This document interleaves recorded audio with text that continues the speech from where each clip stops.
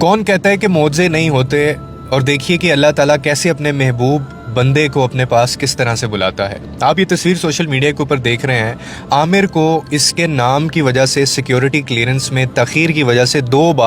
ایک بار نہیں دو بار بورڈنگ سے انکار کیا گیا اور اس کو روک دیا گیا۔ مکہ کے مقدس شہر کے لیے معمول کا سفر ایک لیبیائی حاجی کے لیے ایمان، استقامت اور تقدیر کی ایک غیر معمولی کہانی بن گئی۔ یہ سنیے گا کیسے، جس نے پیچھے ہٹنے سے انکار کر دیا۔ لیبیا سے تعلق رکھنے والے ایک نوجوان عامر المہدی منصور القذافی نے اس سال حج کرنے کا ارادہ کیا تھا۔ اب ہوتا یہ ہے کہ آپ کو پتہ ہے کہ حج ایک گہری روحانی وابستگی ہے، اور جسے دنیا بھر کے مسلمان اپنی زندگی میں کم از کم ایک بار تو پورا لازمی کرنے کی خواہش رکھتے ہیں۔ اب یہ شخص بھی یہ خواہش رکھتا تھا، لیکن عامر کو ہوائی اڈے پر پریشانی کا سامنا کرنا پڑا اور اس کو امیگریشن میں روک دیا گیا۔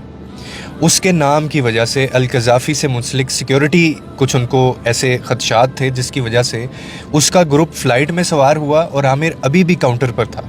اس کی بار بار درخواستوں کے باوجود پرواز کے کپتان نے مبینہ طور پر سیکیورٹی رسک کہہ کر اس کو غیر یقینی صورتحال بنا کے انہوں نے کہا کہ جی ہم نہیں لے کے جا سکتے اس کو چھوڑ کے وہ روانہ ہو گئے۔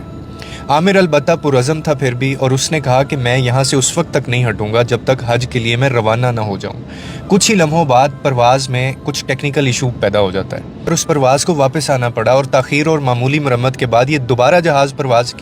اس کو کروایا گیا، لیکن دوبارہ ایک دوسرے مسئلے کا اس کو سامنا کرنا پڑتا ہے، اور اس وجہ سے وہ دوبارہ واپسی پہ مجبور ہو جاتے ہیں۔ مسافروں اور عملے کے مطابق دوسری ہنگامی لینڈنگ کے بعد جو کپتان ہے وہ اعلان کرتا ہے باقاعدہ کہ میں قسم کھاتا ہوں کہ جب تک عامر ہمارے ساتھ اس جہاز میں نہیں ہوگا